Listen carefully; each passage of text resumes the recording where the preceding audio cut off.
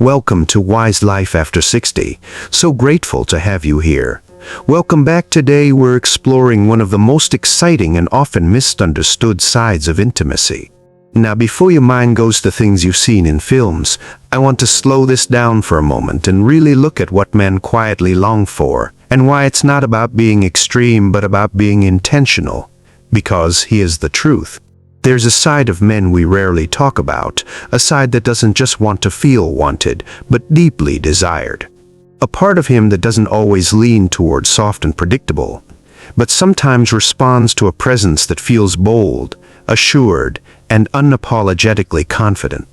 Yes, you, the woman who can step in, gently guide the moment, and make him feel completely drawn in. And no, this isn't about becoming someone you're not.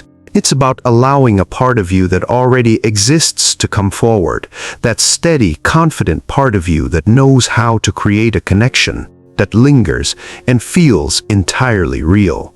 If this kind of conversation speaks to you, take a moment to like the video and subscribe to Wise Life After 60. It helps this space reach more people who are quietly searching for the same understanding.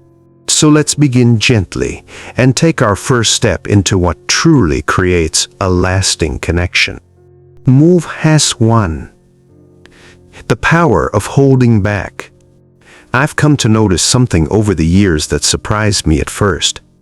Sometimes the most powerful moment isn't when things move forward, but when they gently pause. There's a quiet kind of confidence in not rushing, in allowing a moment to unfold just enough, and then choosing very intentionally not to go further right away. It might begin with closeness, a soft touch, a sense of warmth building between two people. Nothing forced, nothing performed, just presence. In that presence, something starts to grow. I remember a woman once telling me that she realized later in life how much she used to hurry through connections, as if she had to keep things moving, keep the energy flowing, or risk losing it. But what she discovered instead was this: when she slowed down, when she allowed space to exist between what was felt and what came next, something deeper began to happen. Because when someone starts to feel more, when their attention sharpens, when they lean in just a little closer without even noticing, that's where something delicate forms. And instead of immediately responding to that pull, there's a choice, a small step back, a soft pause, not withdrawal, just a moment of stillness. That space, right there, is where imagination begins to speak, where anticipation quietly builds without needing words. It's not about denying the moment, it's about stretching it, allowing it to breathe. And what often happens is subtle but powerful. The other person doesn't feel pushed away, they feel drawn in, not by what's happening, but by what might happen next. It creates a kind of gentle tension, the kind that lingers just beneath the surface and makes everything feel more alive. I've seen how this changes the entire experience because, instead of everything unfolding all at once, it becomes layered.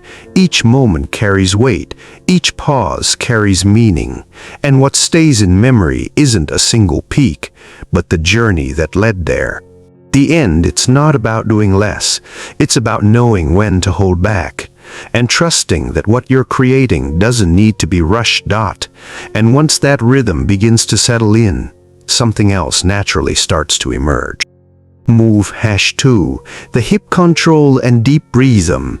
There comes a point in connection where everything shifts, not because something new is added, but because the rhythm changes. Instead of reacting to the moment, there's a quiet transition into leading it.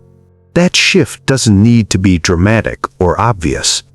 It shows up in how the body moves, how space is held, how the pace is chosen with intention rather than urgency.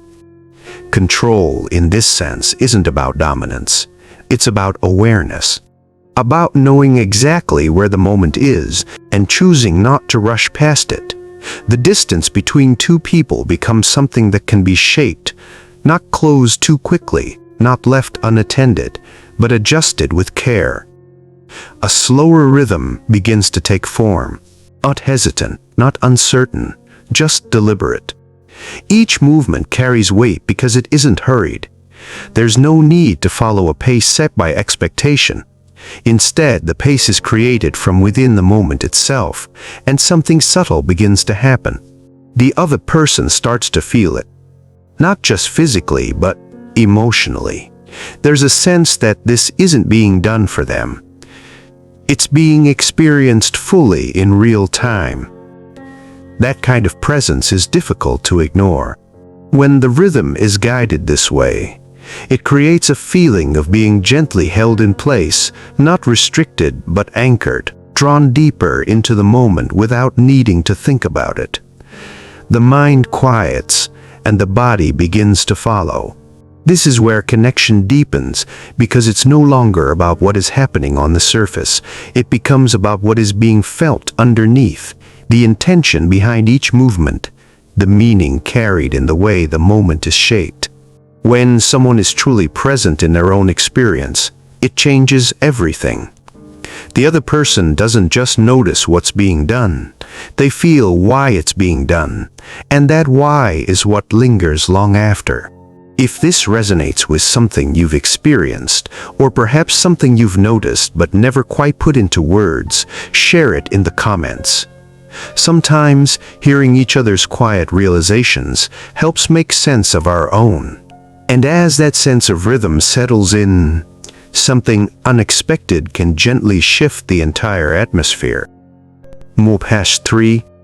The sudden pause and quiet whisper. Sometimes it isn't the steady rhythm that shifts a moment, it's the unexpected change within it. There are moments when everything is flowing in a familiar way, when both people are settled into a certain pace, a certain pattern, and then, without warning, that pattern gently breaks, not abruptly, not forcefully, just enough to be felt. A light hold, a subtle pause, something that creates the feeling of being momentarily stopped. That pause carries weight. It draws attention without needing explanation. The movement slows, the space narrows, and for a brief second, everything feels suspended. Not rushed forward, not pulled away, simply held. And then comes the closeness, not loud, not overwhelming, but near enough to shift the atmosphere. A voice lowered, a few quiet words, or sometimes no words at all. Because in that moment, tone matters more than meaning. It isn't about what is said, it's about how it is felt. This combination, the unexpected pause followed by closeness, creates something very different from a continuous flow.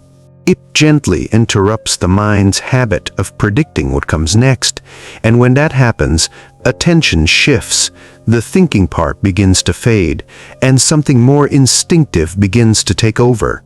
There's a feeling that often emerges here, a sense of being fully caught inside the moment, not needing to analyze it, not needing to guide it, just experiencing it as it unfolds.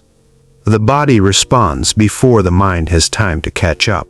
What makes this powerful isn't the action itself, it's the emotional signal behind it, the sense that the moment is intentional, focused, and directed with care, that there is a kind of awareness present, one that sees, feels, and responds in real time. And what stays afterward isn't the specific gesture, it's the feeling of being deeply wanted in that exact moment. Not in a general sense, but clearly, unmistakably, and without hesitation, that kind of feeling tends to linger. Once that emotional layer is awakened, something even more direct, even more present, begins to take shape in the next moment. #4. The straddle and eye contact. What happens when a moment slows down, and neither person looks away? There's a kind of shift that doesn't come from movement, but from stillness. It begins the moment hesitation disappears. Not waiting to be guided, not asking silently for direction, but choosing to step in with quiet certainty, taking position in a way that feels natural, grounded, and fully present. And then, without rushing past it, the eyes meet, not briefly, not by accident. A steady connection that holds without pressure. without distraction. It doesn't try to impress or prove anything. It simply stays there, calm and unwavering. And in that stillness, something begins to deepen. Most people instinctively break eye contact too soon. It can feel intense, even unfamiliar. But when that instinct softens, when the gaze remains just a little longer, the moment begins to stretch. Time feels slower, more deliberate, as if everything else fades into the background. That pause before anything continues carries more weight than it seems, because in that space attention becomes focused. The moment is no longer moving forward out of habit. It becomes intentional, shared, almost suspended between two people who are fully aware of each other. And what grows from that is something subtle but lasting, a feeling of being seen, not in a passing way, but in a way that feels direct and clear. And alongside that, a sense of being chosen, right there, in that exact moment. Eye contact in this way becomes more than just looking. It becomes a quiet language, a way of expressing presence, desire, and attention without needing words. Nothing has to be explained, because it's already understood. When that kind of connection is created, the experience doesn't feel rushed or scattered. It feels complete, as if the moment has depth, not just movement. And once that level of presence is reached, everything that follows carries a different kind of meaning, one that stays even after the moment has gently passed.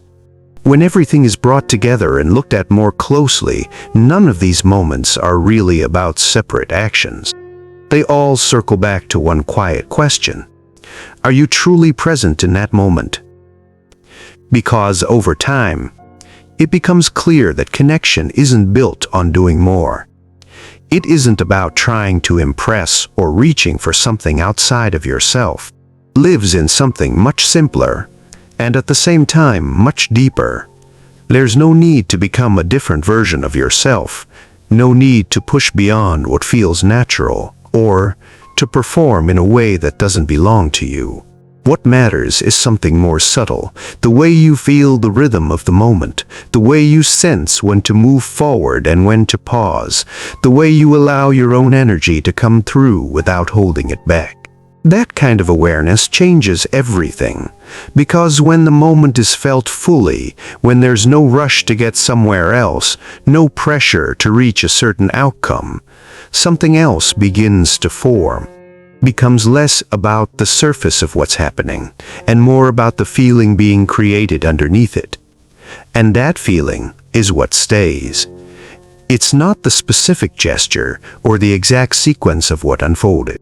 It's the sense of being met, of being understood without explanation, of being part of something that felt real and intentional.